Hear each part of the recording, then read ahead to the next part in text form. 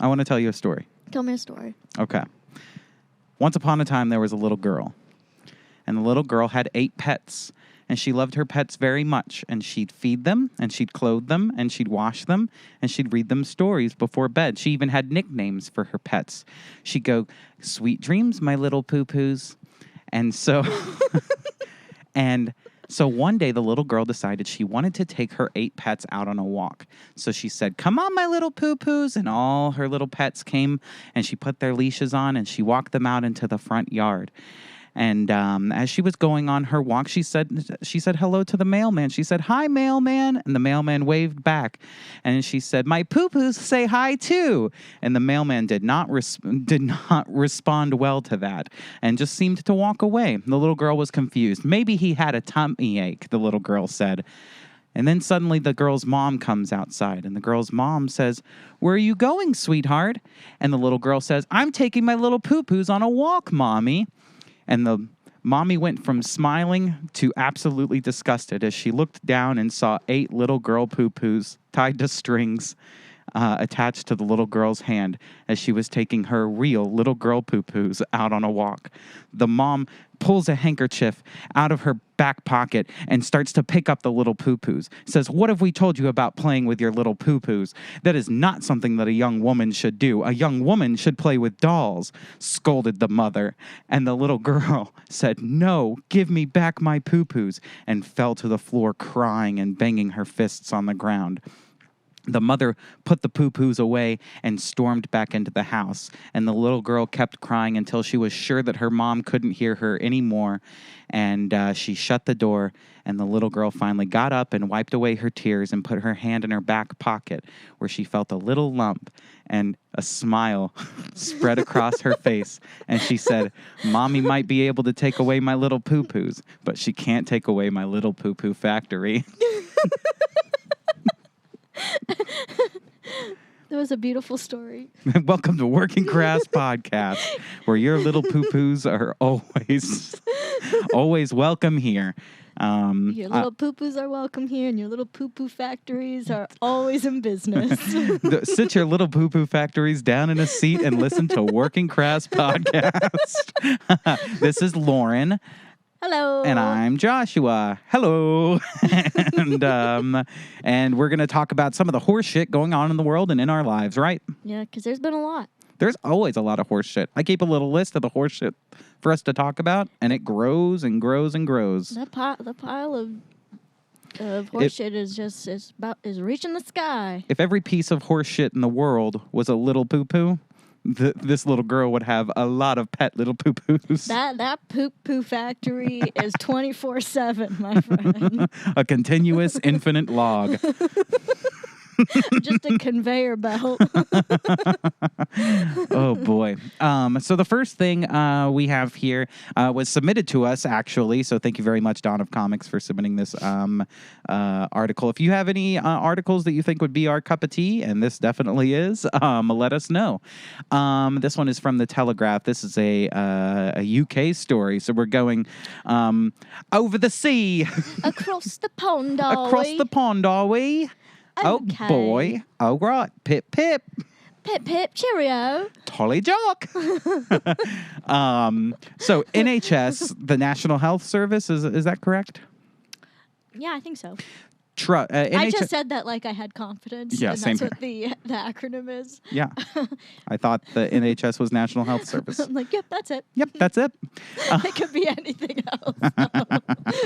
I'm going to assume it is.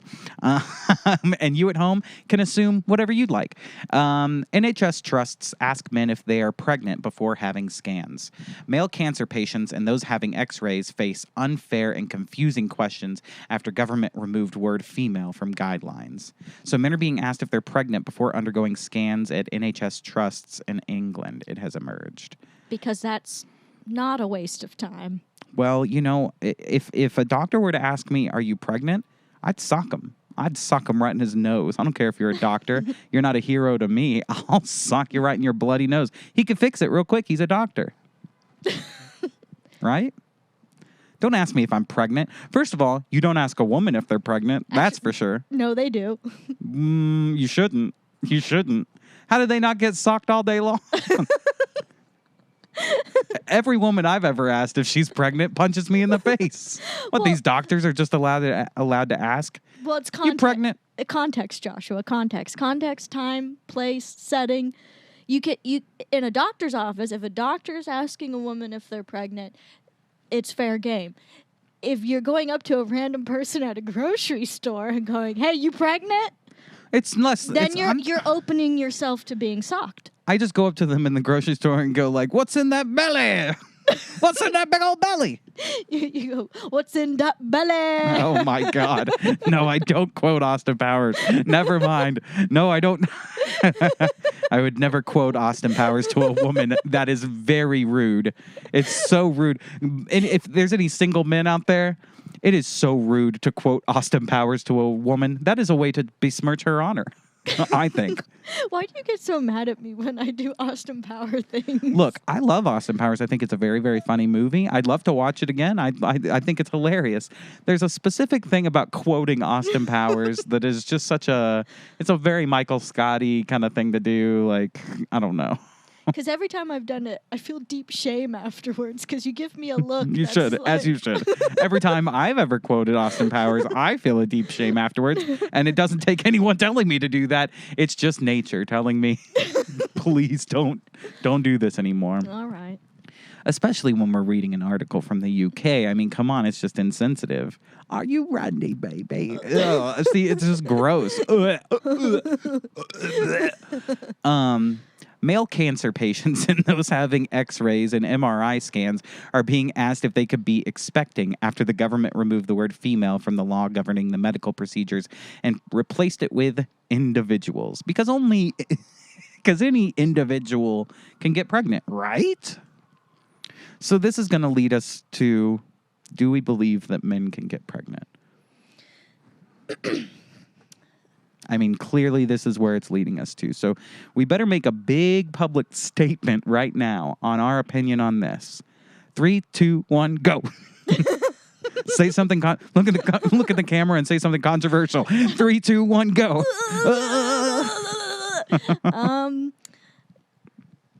Look. Can men, biological men, get pregnant? Let's just start there. Can biological men get pregnant? I guess we can't start there because we have to start as, is there such a thing as a biological man? And that answer is no. No.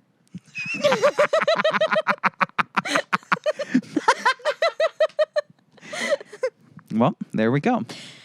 So I guess, is it okay to ask a man if he's pregnant?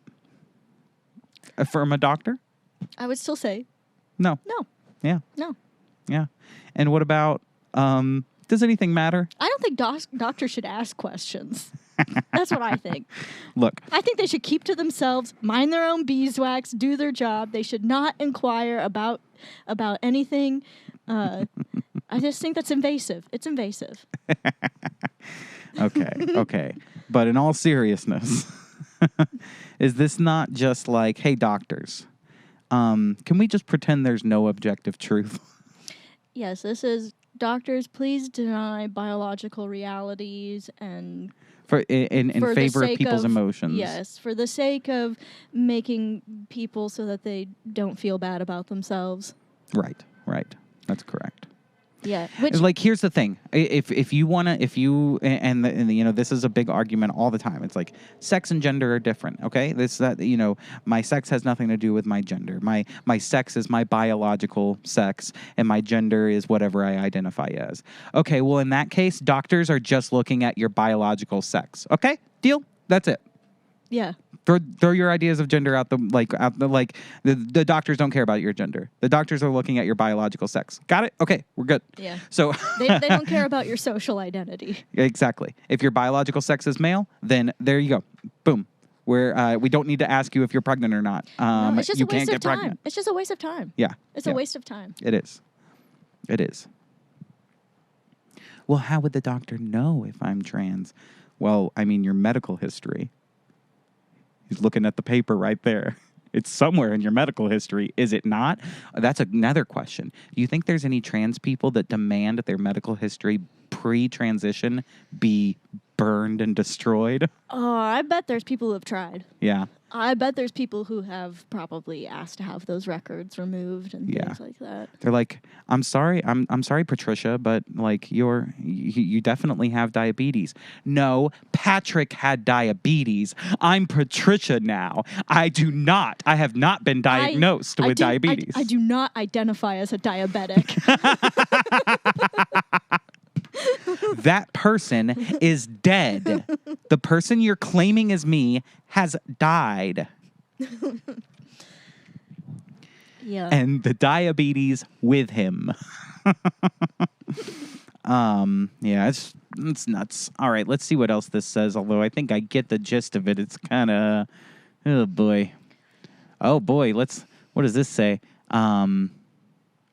Clinically dangerous. Medics are required to find out if a patient could be pregnant before carrying out procedures involving radiotherapy, diagnostic imaging, and nuclear medicine before the risk it poses to any unborn child. I'm sorry, I'm reading like shit today. That's what nuclear medicine is, what they practice in Chernobyl. Oh, I was wondering, what is nuclear medicine?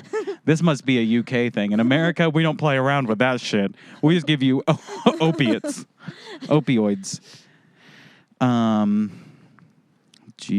NHS guidance states that patients can change their name and the gender on their official documents without going through the legal process or any medical intervention. Wow. Well, I guess, you could change your name change information on your official documents without medical intervention. That's fine.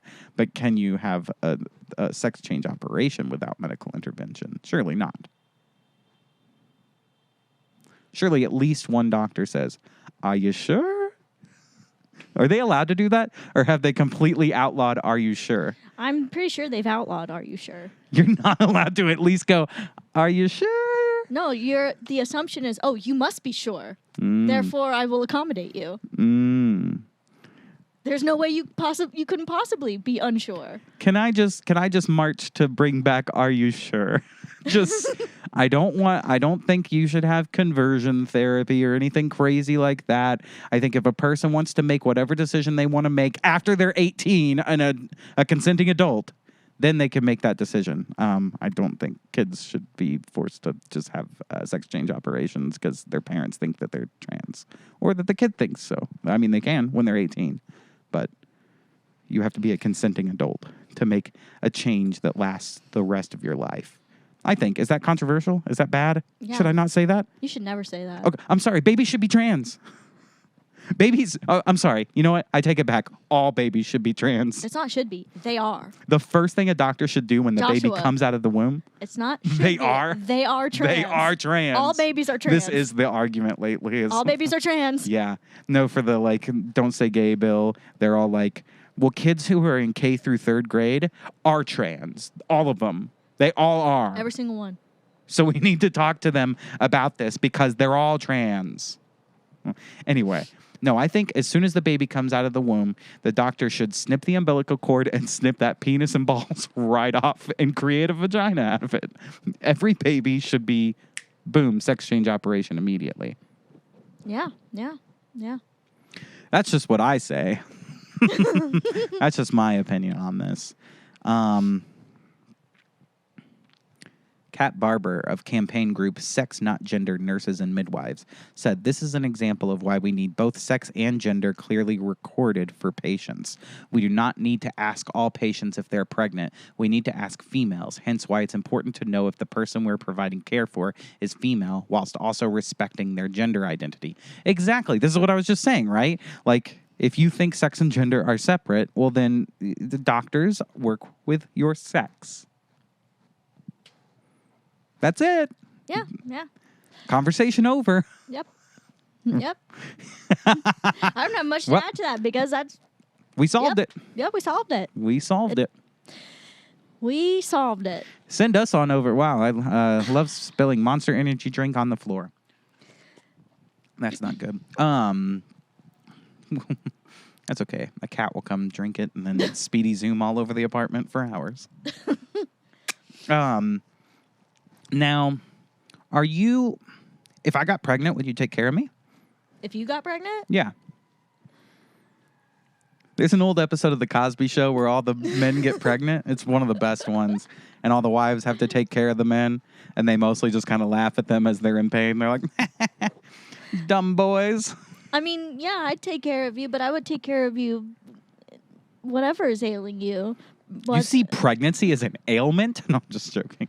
well, it causes ailments because Yes, that's true. you've got something growing inside you. You're going to have like back pain. You're going to have, swollen feet. You're going to be tired, fatigued. Your hormones are going to be all over the place. There's going to be a lot of different things going on. And I would be there to take care of you through all of those things. Well, that's nice. But I would take care of you regardless of what it is. I would not take care of you while you were pregnant. You got to go somewhere else. I'm going to just hire a nurse to take care of you for 9 months. And I'm going to go on vacation. I'm just joking. I'll take care of you. But, yeah, I don't know. I don't know what joke I'm trying to make there. I wouldn't take care of you. Haha. Out on the streets for you. Let the homeless men give birth. Help you through labor. If I was pregnant and then I had a baby, would you eat my placenta? No. No. No. No. Not at all. No.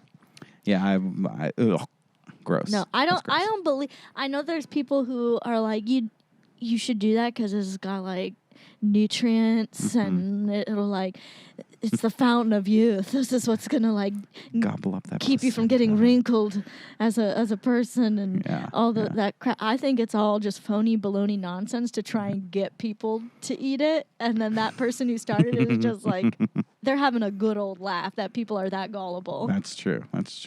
I don't know. There might be some people out there who's like, I can't wait to get a taste of that delicious placenta. Yes. Well, yeah, I'm sure there's perverts who are like into it for other reasons. Leaving voicemails on people's phones that they need to meet. Yes. Please send your placenta to me. I'd love to get a taste of your placenta. Yes. Maybe those are the people who are asking the men if they're pregnant. Maybe. Wait, who? They're just like, are you pregnant? Do you have a placenta for me? Those are the doctors? Yeah. Some doctors are like, I'll just take this placenta over here. Yummy.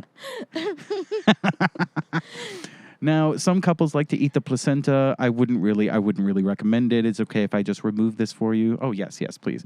All right, thank you. Yes. Yeah. I get to eat all the placenta I want. Being a doctor is great. I make millions of dollars. I live in a fancy home, and I get to eat all the placenta I want. Yes. It's an all-you-can-eat buffet of placenta, if you know what I mean. Yes. Medical school was hard, but it was worth it. Yes. The student loans were worth all the yummy, yummy placenta I get to chew on. Would you like some placenta gum? I've made it myself. So placentaful. I've made placenta jelly from home. Would you like some of my homemade preservatives? Meow. But this is just what's taking place in the UK. They're asking men if they're pregnant in the UK. We're not doing this here in America yet. Yeah. These are tolly jock little fools. These are just the little UK. Cockney little. Yeah, they don't understand. They're just a bunch of Eliza Doolittles going to the doctor, getting checked out. I don't see a problem with it. I think we should ask men if they're pregnant, because if they are, we should burn them at the stake.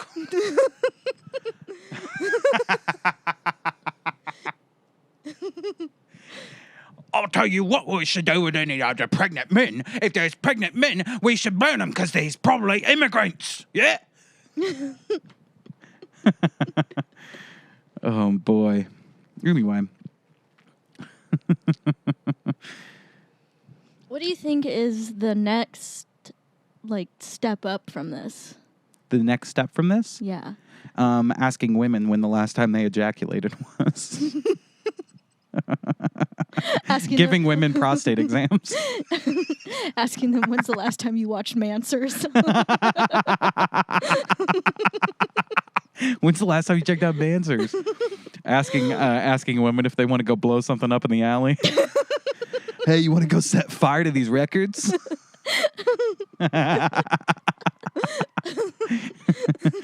How frequently do you get an urge to fight people for no reason? Hey, bro, can you break this clipboard with a karate chop?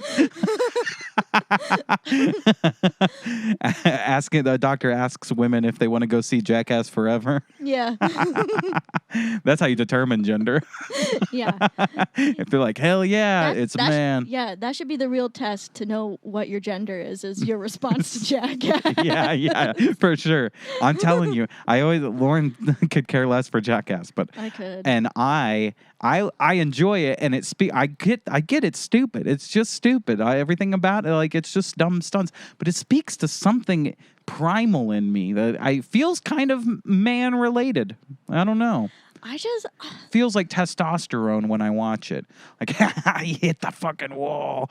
Wow. Yeah, no. I love it. I think it's hilarious. I can get behind like the man on the street kind of pranks. Yeah. Like the bad grandpa kind of prank stuff. Yes. But the stuff where they're just like hurting each other and like, let's see if we stuff. can light a fart underwater. That's the best. And then they shit themselves or something. Oh, hilarious. Yeah, that I'll be honest, the shit stuff I could do without because I'm not the biggest. I'm not the biggest into the poo-poo content. I like the pee-pee content. I'll take pee-pee content any day. Semen content, I'll take any of that too. It's the poo-poo stuff. I'm just like, come on, keep it in. You just don't like to keep your little poo-poos in the poo-poo factory. You just don't like to see the poo-poos. Yeah, that's right. You're okay with them like talking about the poo-poos. Oh yeah. But you just don't want to see them. Or like a fart, because a fart you can't see, you know? Yeah. Well, some you can. The ones underwater. The ones underwater. Thanks, Jackass. You finally made a fart I could see. Yeah, no. But the stuff where they're hurting each other, I don't like. I also like. I couldn't ever do. What's the one that Bob Saget did? America's Funniest Home Videos. Yeah, hilarious. Hated it. Oh man. I hate it. Well, that's great. I just don't like watching people get hurt. I remember as like a family, we used to all watch that. We used to watch that as a family. Now that I'm thinking, we never watched things as a family. That's crazy. America's Funniest Home Videos. I think for a Southern family, oh God, that's the best because there's other. It's mostly America's Funniest Home Videos is like probably a studio in New York with a bunch of like elite like New York people, and then submitted a bunch of videos by rednecks, just watching videos of rednecks hurting themselves. Yeah, that's for a Southern family. America's Funniest Home Videos is their fireside chat. Yeah, absolutely. He fell off the back of the lawnmower. He got his britches caught on the fence. He hit his nuts. God damn. Oh, he slipped and fell into the wedding cake. And she looked pissed. Oh my God. He went bungee jumping and the cord broke. Splat. Oopsie. Oh boy. All right. Well, you want to move on from this one? Well, do you have anything else to say about asking men if they're pregnant? Yeah. I'd like to ask a man if he's pregnant. If he answers yes, I go, does it come out your butt? That's if I was a doctor. Is it going to come out your butt then? If I was a kid reading this article that didn't really understand the trans stuff, I just was like asking men if they're pregnant, where would it come out from? Their butt? My mom says this all the time. I don't know if it's really true, but apparently my dad, up until the time I was born, thought babies came out of the butt. He didn't understand. I don't believe that. I don't buy it to be true at all. I think that's gotta be, no one's that dumb. But he did faint when I was born, and they claimed that was the reason why he fainted, was he realized, that's not the butt. Oh, the baby comes out of where? Oh. Knowing your mom, I kind of think she did make that up. Oh, definitely. Yeah, I'm sure. I mean, he's always like, that's not true. I know where babies come from. Gosh. I know it's not the butt. Oh. I could just see your mom being like, yeah, he thought it was the butt. Yeah, and every time he's like, oh, I know it's not the butt. Oh. He still thinks it's the butt. It still could be the butt. Shut up. Oh. You never know. It might be the butt. Oh. Oh, boy. All right. Let's talk a little bit about comedy because that seems to be what we enjoy talking about, and I definitely wanted to talk about this. Jerrod Carmichael's new comedy special is everything Louis C.K.'s Sincerely is not. Grammy or no Grammy. Well, Vox has really hit it out of the park here. Your comedy special has to be Jerrod Carmichael's special, not Louis C.K.'s special. Boo! Your comedy special has to be the special that I liked, or else it's not comedy. Exactly. Because only the things that I like are considered comedy. Now, let me do a full disclosure thing here. I love Jerrod Carmichael. I think he's super, super funny. We've seen some of his specials. To be fair, I have not seen the newest special. No, we have not watched the newest one, but we watched. What was the last one we watched? He has two. He has Love at the Store, and then he has one.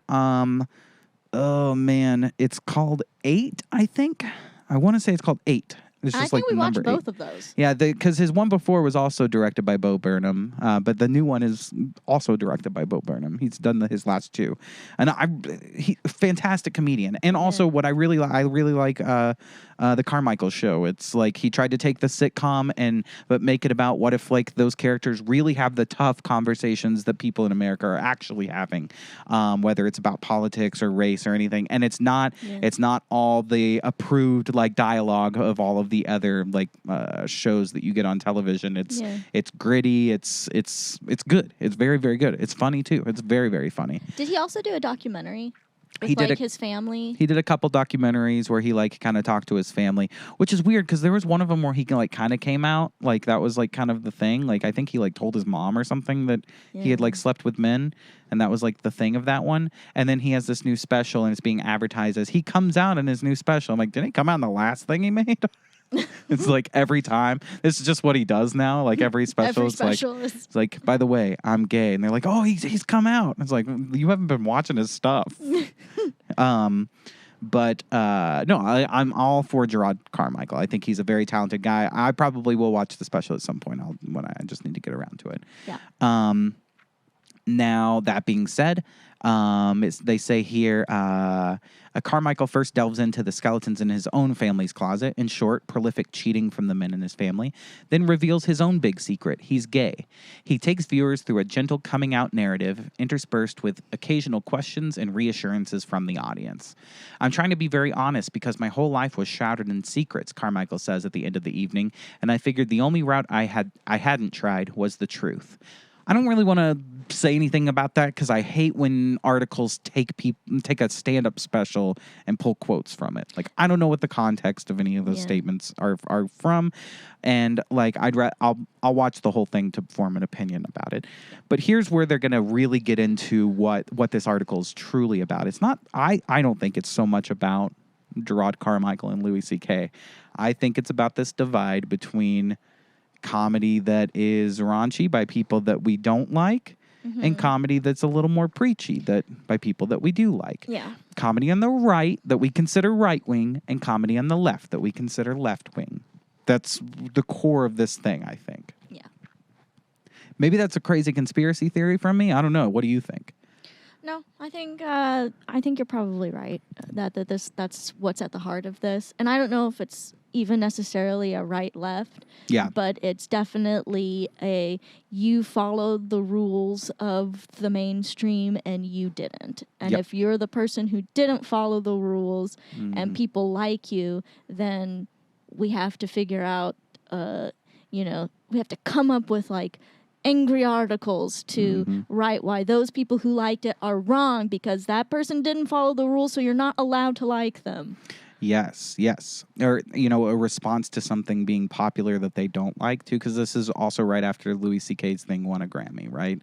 And so it's like, I don't like that happened. You should watch this instead. This is what's comedy. And I'll get into this in a second because this is really what kind of tells me, and this is what I can dive in. And it says, if Hannah Gadsby's 2018 special, Nanette, has pushed comedians to balance serious themes with the need to make people laugh, Rathaniel, which is Jerrod Carmichael's new special, is a new mediated space altogether. Half comedy, half interactive therapy session. So, well, I just want to say, pushed comedians to balance serious themes with the need to make people laugh. That's what comedy has been doing since the beginning of comedy. absolutely. Like that's she You did think- not. Nanette didn't. Well, she's not Nanette, but Hannah Gadsby did not invent that. Exactly. Well, does Louis C.K. never balance serious themes with the need to make people laugh? I would argue most of the themes he talks about are rather serious. Absolutely. And Dark. most of the themes that his show explored and his stand-up has always explored are, dark, serious themes. Absolutely. But I don't know why they're crediting Nanette as like the awakening of comedy must contend with both serious things and making people laugh at the same time, when that's like... Because Nanette was the first one they did this exact thing with. When Nanette's special came out, and this is kind of what I was getting to here, is they... the writers of these comedy blogs started saying, this is what comedy is and should be now. This is, quote unquote, the future of comedy. This is what comedy needs to look like. Is this kind of like for comedy bloggers, was Nanette kind of like their Christ moment, and there's like a BHG and an AHG What is that? period, a before Hannah Gadsby Oh, my period, God. and an after Hannah Gadsby period. Sure, absolutely. the weird thing is, because this was a thing, like when the Nanette articles were all coming out praising the special, a lot of it was, this is what comedy is now. There was one about Bill Maher, I believe, that was like compared Bill Maher to Hannah Gadsby, and it was like Bill Maher is old comedy, Hannah Gadsby is new comedy. This is what comedy needs to be now. Here's my take on it. While there's a siren in the background coming to arrest you because you're talking bad about Hannah Gadsby. Wait, That's the comedy bloggers. They sent that to you. he's on about our Hannah Gadsby. Take him out. Take him out. Take him out. Arrest him. Lock him up. He's protecting old comedy. Look, everything from music to art to film to TV, because we live in the digital age, has expanded so that it can find its own personal niches for every single type of person there is out there. Mm-hmm. Artists are allowed to be more specific to their own experiences because you can accumulate an audience with similar experiences, and I think that that's great. I think it's great that Nanette speaks to a bunch of people. That special is something that a bunch of people connected to and really liked, and I think it's great that Jerrod Carmichael's special is something that people really liked, as well as Louis C.K.'s special is something that people really liked. It's all good for comedy. It's just different genres of comedy, and we used to have, just the Late Show, and that's all that comedy was, like everyone would sit around the TV or just listen to that one radio show that was comedy. So it's easy to think that like what's popular in movies and art and culture was just what we all watched at any given point in time. Yeah, but it's not that anymore. Now we live in the digital age where anybody can make anything and anybody can connect with those things. Yeah, we're living in the AHG. And we're living after Hannah Gadsby. and so like the problem I have with this is this saying comedy needs to be more like Jerrod Carmichael and Nanette and Hannah Gadsby, and less like Louis C.K. and the people that people compare to Louis C.K.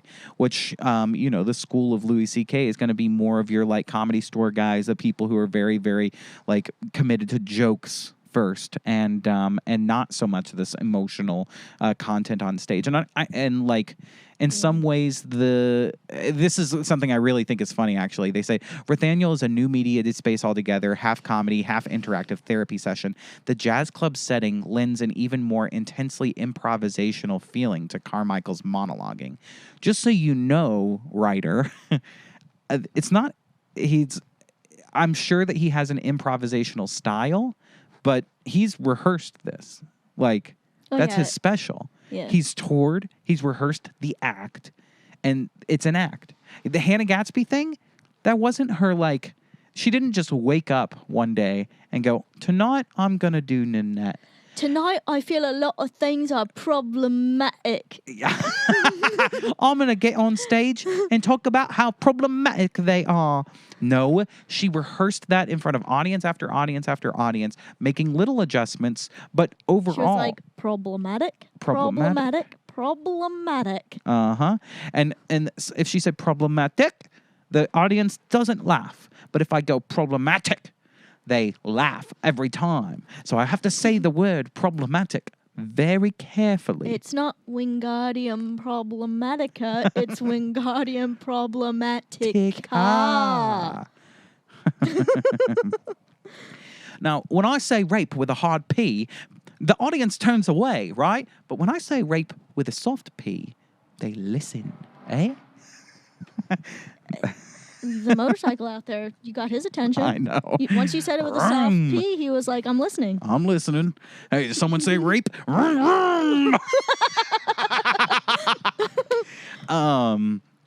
No, so I mean, I think that there's just different. Well, okay. Are you saying different strokes for different folks? Different strokes for different folks. Also, the Jerrod Carmichael special was not improvised; it was rehearsed. And all of these comedians that you like that feel like they are authentically opening their heart to you in a way, those are rehearsed moments. They're actors. They're really good actors, and like that's why maybe it doesn't feel so much like. These other they're doing the same thing that the other stand-ups are doing. They're crafting jokes. They're just crafting their stories for maximum emotional impact as opposed to maximum laughter impact, if that makes sense.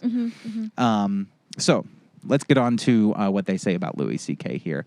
2 days after Rothaniel's release, Louis C.K. won a Grammy for Best Comedy Album for Sincerely Louis C.K., filmed in Washington, D.C., March 2020. Great special, by the way. I love this special. The Grammy win comes 4.5 years after multiple women in comedy made allegations of sexual misconduct against C.K., causing him to issue a demonstrative apology in which he vowed to step back and take a long time to listen. This is followed up with #NeverForget. For female comedians, I think this is their 9/11. So this... You know what I mean? Yeah, because they can never let, like, anytime Louis C.K. is mentioned in an article, it is always followed up with this, like, exact line. Louis C.K., who did this. Did you know that? We must never forget. This might have been changed, too. The last time I looked at this article, maybe I have to keep going down, but they make a mention about him, like, doing it without their consent, and then that always ends up having to be revoked because there's no evidence to it. Like, he got consent. That was the whole thing. He asked people if he could do this thing. That being said, personally, I don't really think anybody's personal life has anything to do with what their act on stage is. We don't dive into the to the lives of painters. We don't dive into I mean, sometimes we do. I guess some people do. That's what this is all about, right? But is we diving don't. into Here at Working Crass Podcast, we don't. Yeah, it's about the art form. It's about what you're producing as an art form. And honestly, the people who are more fucked up in person make more interesting art. I expect somebody who makes the most interesting art to maybe be the most fucked up person. Yeah. We expect that if you're making good art, you've jacked off in a lot of people's vicinities. The title of CK's special, which was Sincerely, might lead you to believe that, like Rothaniel, contains a key to its contents, that CK is perhaps ready to level with audiences about his conduct and open up about what's changed since the scandal. Instead, he seems to armor himself against a world he's decided to battle. In conversation with Rothaniel, Sincerely offers a striking glimpse of how confessional comedy means very different things depending on who's doing the confessing. So what they want, they're saying, Jerrod Carmichael confessed that he was gay in his special. I want Louis C.K. to confess that he hurt these women when he asked to jerk off. I want him to confess that he's gay. It's like, look, I mean, it's like, they're saying the only way Louis C.K. can get up and be honest would be to level with the audiences about his conduct. It's like, no, what are you, who are you to say what is honest for Louis C.K.? Well, I just want to. I personally think he has leveled with it. In that special, he's brought it up he brings it up a few times. He says, I like things I like my sex a little fucked up. Okay. I get that. I understand. That he's always asked permission. He's always gotten consent. This another thing. Like, it's just like, okay, doctors deal with biological sex. Case closed. Louis C.K. always asks for consent. Case closed. Louis C.K. always asks males if they're pregnant.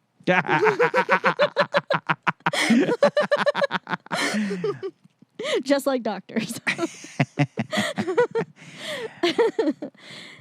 I just think it's where they're writing confessional comedy means very different things depending on who's doing the confessing. And it's like, well, duh, their confessions are different things. They're different people. Why is that revelatory? Yeah, it's not. It's not. Yeah. You mean two different humans have two different ways of approaching a certain thing? Yep, that's correct. And have had two different things happen in their lives that are different? Yep. It's weird. It's weird. I agree. Oh yeah, they do mention without any apparent consent here. And like I checked on this article earlier, it just like their whole point is that it can't be consensual because they were also comedians and he could have given them an opportunity in the comedy world. So it's actually not consensual. And it's like he asked them yes or no and they said yes. But because they worked under him, that means there cannot even be consent. These poor women. I mean, I suppose that's an argument that one can have, but by the definitions legally of what is considered consent, he got it. Yeah, exactly. Whether or not you agree with it just takes all the agency out of these women. It's like you can't say the word no if you work under somebody and they pull their penis out and they ask you if your boss pulls his dick out and starts jerking off. No, it's hard to say no because it's in my mouth, Joshua. Oh my God.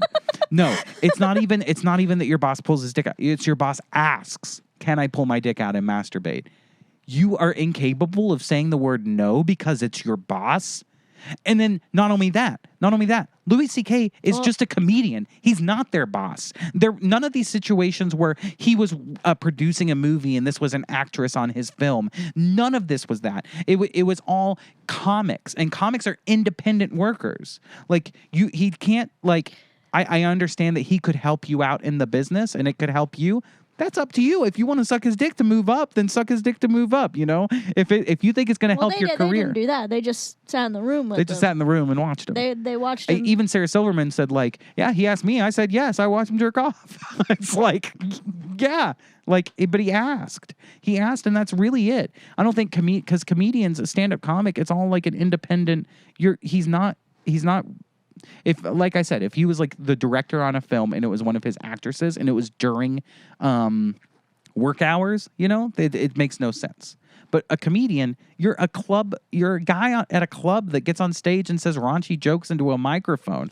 Other people that want to be comedians, sure, I guess he could technically open the door for their careers if they wanted him to, but it's like you can say no and then find a career somewhere else by somebody who doesn't. Well, let's say. And I don't think he was offering to advance their careers for watching him jerk off. That wasn't something that was included in any of these stories. I don't know. I wasn't in the room with them, so I can't say one way or the other. But what I can say is, even if he did, for argument's sake, we'll say take advantage of people and make people feel uncomfortable and abuse a potential position of power and behave inappropriately. Even if he did all of that and it's true, I feel like he still deserves an opportunity to grow and come back. And he was the person who, because he was the person who outed himself and felt bad about what he had done. He showed remorse for it. He wasn't proud of his actions. So I think regardless if you've done something scummy, you should be given the opportunity to redeem yourself. And I think he's probably learned. Yeah. I mean, he said in his special, he's like, everyone has a fucked up thing. You all just know my fucked up thing. Yeah. It's like, anybody can, like, it's true. It's true. Yeah. Anyway, so the article in a nutshell, though, I think, is that, Jerrod Carmichael special is what comedy should be. Louis C.K. special is what comedy shouldn't be because of Louis C.K.'s private actions, not because of the content of his special, but also because of the content of Jerrod Carmichael's special. Yeah. So, like, for Jerrod Carmichael, we're just looking at the content of his special. For Louis C.K., we're just looking at the content of his character outside of that special. Yeah. Like, it's already set up unfair. And it kind of goes on to take some of Louis C.K.'s jokes in the special out of context here. But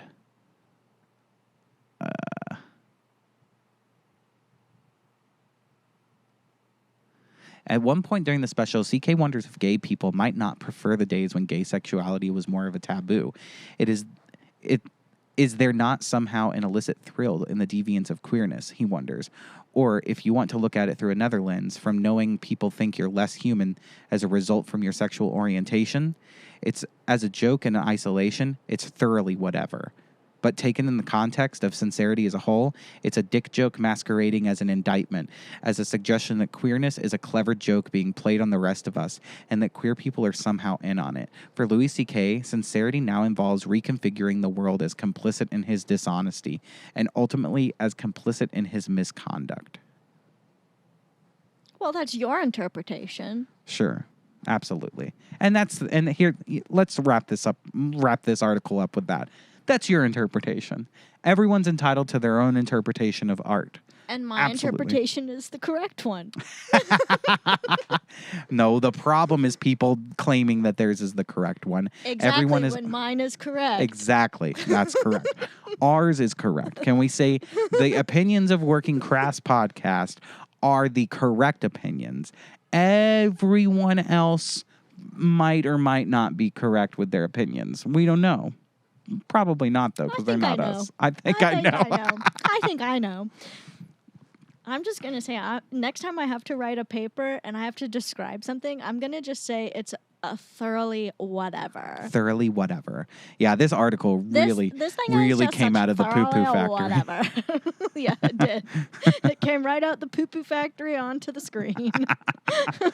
All right, so this was the really funny thing that happened pretty recently here. Oh, hell yeah. And you were telling me about this. Brian Stelter confronted by college student over CNN's reporting record. I just like seeing Brian Stelter uncomfortable because I don't really like Brian Stelter, mostly because, one, I think he's very arrogant, but two, he smiles with both sets of teeth, Ooh. And it's uncomfortable. Jeez, that's and I just don't trust that. Yeah, that's it. Anyway. And also he works for CNN. I guess I should throw that in there too. So already, I guess, ironic that he's at the University of Chicago, not far from here. Yeah. And they're doing a panel on disinformation and the erosion of democracy. And they said if anybody knows a thing or two about disinformation, it's people from CNN. CNN, baby. That's funny. Well, I hope that's the direction they go in, but I have a feeling it's not going to be. Let's take a look at this. Hi, thank you for coming. My name is Christopher Phillips. I'm a first year at the college. My question is for Mr. Stelter. You've all spoken extensively about Fox News being a purveyor of disinformation, but CNN is right up there with them. They pushed the Russian collusion hoax. They pushed the Jussie Smollett hoax. They smeared Justice Kavanaugh as a rapist, and they also smeared Nick Salmon as a white supremacist. And yes, they dismissed the Hunter Biden laptop affair as pure Russian disinformation. With mainstream corporate journalists becoming little more than apologists and cheerleaders for the regime, is it time to finally declare that the canon of journalistic ethics is dead or no longer operative. All the mistakes of the mainstream media and CNN in particular seem to magically all go in one direction. Are we expected to believe that this is all just some sort of random coincidence, or is there something else behind it? You know that meme of the rap battle between the people from that video, and then everybody's like, oh, and they all like jump.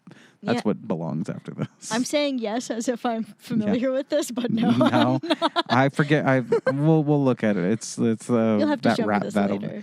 when he's like anyway. The only meme that I'm really familiar people know what I'm talking about. I guarantee people know exactly what I'm talking about. I'm sure they do. I'm not great with memes. Yeah. The one that I'm really familiar with is the one with Batman when he slaps Robin.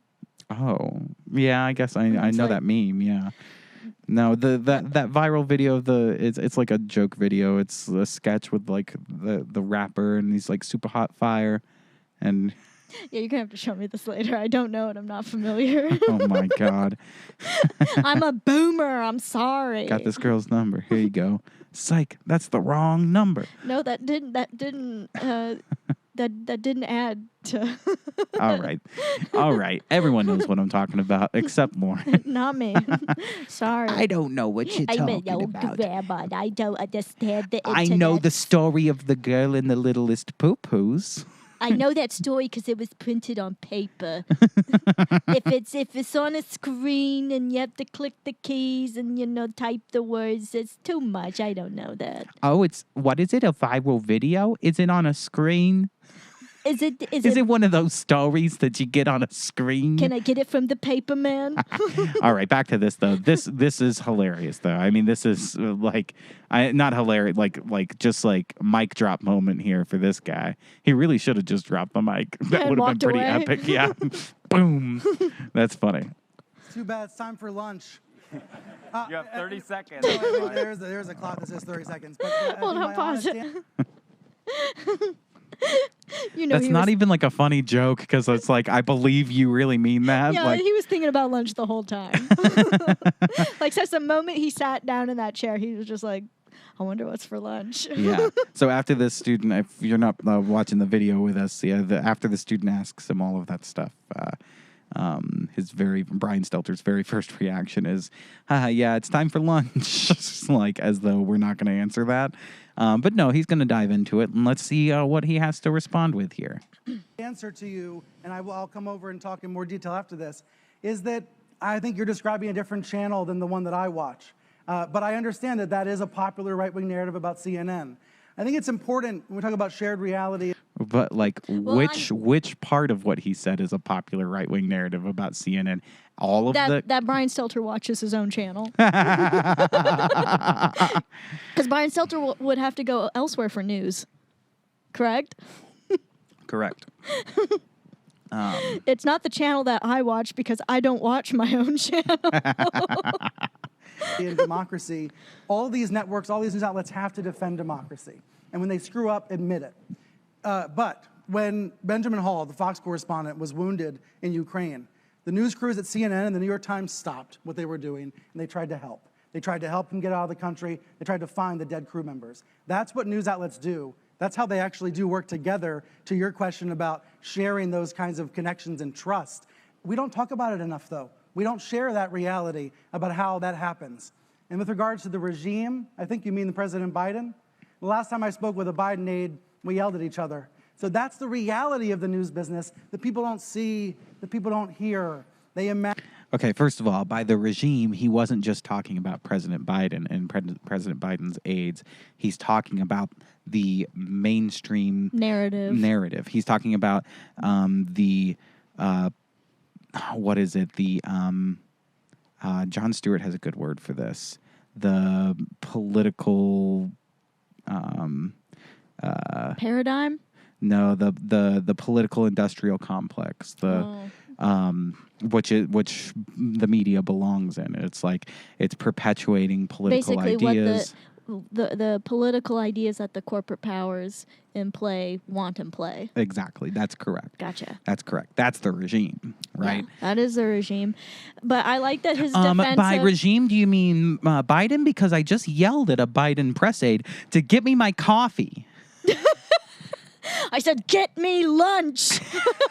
I yelled at them asking, "When is it lunch?" I want lunch. But I do like that his defense of disinformation is, well, no defense, but Yeah. we helped a person from Fox News once. We helped someone from Fox News, So and we it's- didn't even talk about it. So, like, that's the real issue. We helped him by asking him if he was pregnant. Yeah, he yelled at the Biden aide, "Can men get pregnant?" Imagine that it's a situation that simply is not. But I think your question, it speaks to the failure of journalism to show our work and show the reality of how our profession operates. We have a lot of work to do, I think. Wait, what? It was just kind of talking in circles, I guess, from there. He didn't really address any of the specific. No, it was things brought up. a complete like red herring deflection. I'm just gonna change the subject to talk about what I want, which is how we helped a person from Fox News, and I once yelled at a Biden aide, so that shows you that I do challenge the regime, although we don't know what he yelled at them about, and I kind of don't believe that. I think he pulled that out of his ass. We yelled at a Biden aide once. Yeah. But yeah, no, there were no real answers in this. But I mean, it's not like Brian Stelter is gonna come out and be like, "Yeah, CNN, we're full of shit." Yeah. Yeah, you're right. You got us. So he did what I would imagine any person from CNN would do, which is deflect, deny, and change the subject, and ask when lunch is as quickly as possible. Yep. Ask when lunch is right away. I think that's in the journalistic manual for CNN reporters. Get lunch. That's the playbook. Rule number 1, ask to get lunch. Page 1. Lunch. When and is when it? to get lunch. When is it? Oh, Lordy. CNN. Can you smell the smugness? I smell the little poo-poos. I smell nothing but the little poo-poos that the girl left behind. Just so much smugness, so Yeah. much arrogance, just makes you just crave a comedy special by Hannah Gadsby to relieve the bad taste in our mouths. I want to talk to you about rape. And by rape, I mean rape, but I'm trying to soften the P. Because when you soften it, it gets people listening. I don't know why I keep going more Cockney than I do Australian, but in my mind, Hannah Gadsby is Eliza Doolittle. I just love, like, ladies and gentlemen, please welcome your comedian for the night, Hannah Gadsby. Hello, it's a problem. Well, I was going to do a joke there, but never mind. I had a punchline. I was going to, after the big opening, have her come out and go, "Let's talk about rape, please." All right, let's take a moment here to talk about my rape. And the audience just goes from, yeah, to... Except there's one guy who didn't really hear it fully, and he's still going, yeah. You're like, "Let's talk about rape, please." Yeah! Just that one guy. And he's like looking around, he's like, no, is that No, not? What? no. What? What's going on? What'd she say? She said rave, right? We're going to rave? No, he just thinks rape is funny. Like, she said rape, right? Why aren't we laughing? Guys, why aren't you laughing? This is freaking hilarious, dude. Oh, I thought that was a fire alarm. That was the train going by. This is a special daytime episode of Working Crass podcast. So I hope Of planes, trains, and automobiles. I know. I hope you've heard the sounds of Chicago out there. We've heard all the different types of vehicles today. Well, let's go ahead and just plug our stuff here before we wrap up. We are Working Crass podcast again. It's Lauren and Joshua. That's us. Yep. We may sound like Hannah Gadsby, but we are Working Crass podcast. You might have thought this was Hannah Gadsby the whole time, but it's actually Working Crass podcast with Josh and Lauren. And you can find us on Instagram at Working Crass Pod. We're on TikTok now, brand new, at Working Crass Pod as well. So go follow us over there if you like that kind of stuff. Mostly just clips and stuff on our Instagram and TikTok. And then over on our YouTube channel, you can get the full videos of these episodes. And we are Working Crass Podcast on YouTube. But you can get all of those links and everything on our Instagram. That's the best place to follow us, Working Crass Pod. And our podcast is available on wherever the hell you get podcasts, pretty much, all the major ones. If it's not available, then you listen to podcasts on one of those weird platforms. It's like, why would I go do work to put it on like Grindr? Your podcast is now available on Grindr. You can fuck a guy while listening to Working Crass podcast. And then there was something else I was going to say there about all of that stuff. I've been uploading like longer clips to the YouTube, so go check those out as well, instead of just the short little minute clips. So we'll try to get one of those out every week now. Tell your friends, share, make a story about it. Leave us comments of suggestions of articles to listen to, or just leave us a comment on whether or not you're pregnant if you're a man.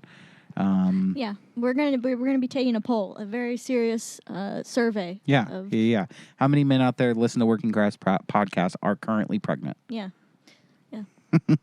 Well, what did you learn today, Lauren? I learned that Brian Stelter has probably been asked if he's pregnant by a doctor at least once. What tells you that? What's just this smirk he has on our TV right now? His need to know if it's time to break for lunch. I got to get my chocolates. And we'll leave it at that. He said, "When's lunch? Because I'm eating for 2 these days." Well, I learned that when it comes to comedy specials, there really is, only one way to do comedy, and that is the woke way. You should start every comedy special from here on. I don't want to see any more jokes. I want to see you start your special telling us that you're gay for the first time. Yeah. I will consider that coming out. Even if you told us before in previous specials, you need to tell us on every special that you're coming out as gay. Then I need to hear about how you were raped. I need to hear it in great detail. I do not need to hear any jokes for this portion of the show either. Yeah. Up till now, still a stand-up show. After that, I'd like for you to talk about everyone that you hate. Every single person that you think is harming this country. And ramble on about that pretty much for the rest of the show. We've seen a prolific comedian go off on like how he would kill Trump. Yeah. It's in one of his specials. But just like, I won't say his name because I like him. So you're saying people, when they're doing comedy, before they start their set, they should ask themselves WWHGD. What would Hannah Gadsby do? Yeah. Absolutely. And the answer to that is not make anyone laugh, that's for sure. No, Hannah Gadsby is a comedian who everyone you're all allowed to enjoy Hannah Gadsby. If you like Hannah Gadsby, that's okay. It's okay to like Hannah Gadsby. It's okay to like Jerrod Carmichael. It's okay to like whatever comedian you like. It's just not okay to say that's what comedy is and what other people like isn't comedy. Mm-hmm. Except for Working Crass podcast, you do have to like this. You do have to like this. That is rule number 1. Always. Rule number 1. Let's rewrite the book here. Rule number 1, Working Crass podcast is your favorite podcast, and it's the funniest podcast. Yep. Hands down. Yep. Rule number 2, When's lunch and when to get it. Bye. Bye.